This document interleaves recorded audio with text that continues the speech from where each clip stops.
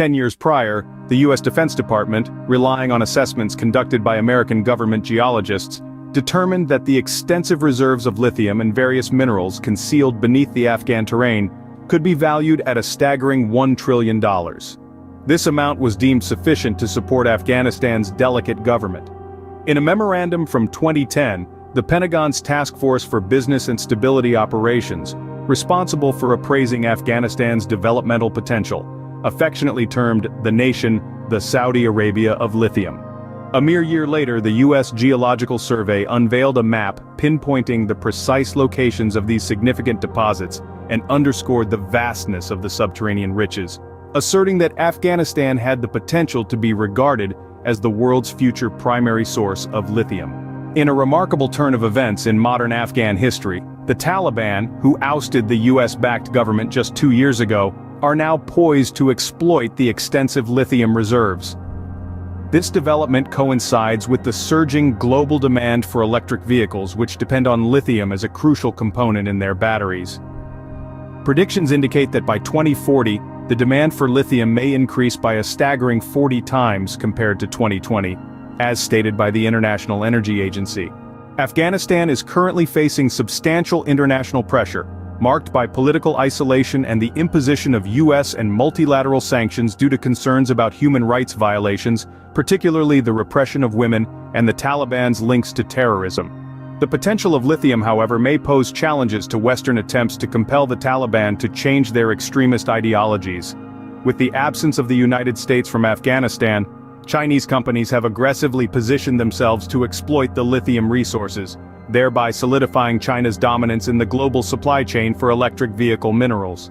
The surging global demand for lithium is a reflection of the growing rush to secure various metals essential for electric vehicle (EV) production, a cornerstone of the shift towards green energy.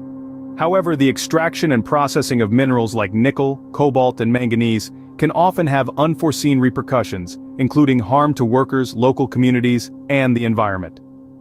In the context of Afghanistan, these consequences take on geopolitical dimensions. In the wake of Kabul's fall to the Taliban in August 2021, a seismic shift occurred in the lithium market. The price of this mineral soared by a staggering eightfold between 2021 and 2022, leading to a significant influx of Chinese mining entrepreneurs into Afghanistan. Chinese businesspeople, frequently jet-setting around the globe, flocked to hotels in Kabul with an urgent mission: securing sources of lithium in the remote hinterlands. Chinese corporate leaders engaged in discussions with Taliban representatives, vying for rights to explore lithium reserves. In January, the Taliban detained a Chinese businessman on charges of allegedly attempting to smuggle a substantial 1,000-ton lithium ore shipment from Konar province in Afghanistan to China via Pakistan. Taliban leaders have temporarily halted lithium mining and trade as they attempt to negotiate a concession with a foreign company, with Chinese entities being viewed as the primary contenders. Nonetheless, even after a contract is granted, experts in the industry caution that it may be several years before extraction can commence due to the logistical challenges of bringing lithium to the market. The mountainous, mineral-rich regions in northeast Afghanistan, particularly Konar and Nuristan provinces, lack proper infrastructure such as paved roads for transportation, unlike more accessible and abundant lithium reserves in countries like Chile and Australia. However, a consensus among Afghans, Chinese stakeholders, and Americans is that Afghanistan is undeniably undergoing a significant transformation after enduring decades of conflict. They assert that as long as the Western world continues to ostracize the Taliban, Afghanistan, by necessity if not by choice, is poised to gravitate toward China's influence. According to Zhou Bo, a retired senior colonel from the People's Liberation Army and an international security expert at Tsinghua University, Afghanistan may lack an existing industrial base, but it boasts abundant mineral resources, and in terms of infrastructure development and resilience in challenging conditions, the Chinese outmatch Western competitors. In a rare interview, Shahabuddin Delaware, Afghanistan's Minister of Mines and a senior Taliban leader, disclosed that just 24 hours earlier, a Chinese company had presented a comprehensive $10 billion proposal in his office. This proposal included commitments to construct a lithium ore processing plant, establish battery factories within Afghanistan, revamp neglected mountainous transportation routes, and generate tens of thousands of local employment opportunities.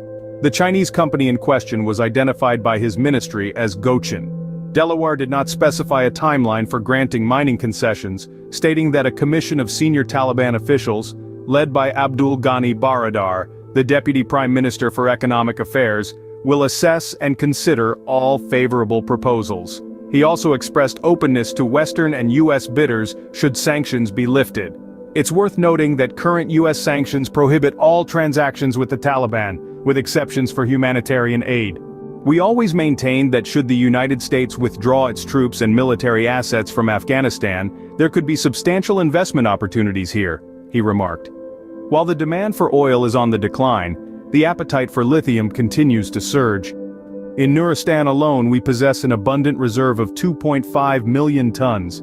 The extraction of this resource has the potential to transform Afghanistan into one of the wealthiest nations globally.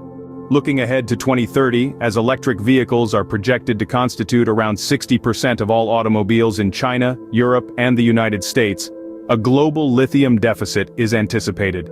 Henry Sanderson, the executive editor of Benchmark Mineral Intelligence and author of Volt Rush, The Winners and Losers in the Race to Go Green, emphasized this issue. China's lithium industry finds itself in an advantageous position, dominating the processing, possessing battery materials and manufacturing facilities. However, this entire supply chain could falter if a consistent supply of raw materials isn't available to fuel the industrial machinery, Sanderson pointed out.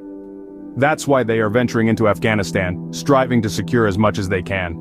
Before we wrap up, remember that by 2030, electric vehicles are set to dominate the roads in China, Europe, and the United States. This is not just about electric cars, it's about a global transformation towards a cleaner, more sustainable future. And as we conclude today's video, let's not forget the significance of responsible resource extraction. It's crucial for the people of Afghanistan, the environment, and our collective future. If you found this information interesting, don't forget to hit that like button and share this video with your friends. And for more eye-opening content like this, hit the subscribe button and ring the notification bell. Thank you for joining me today on Dino Data.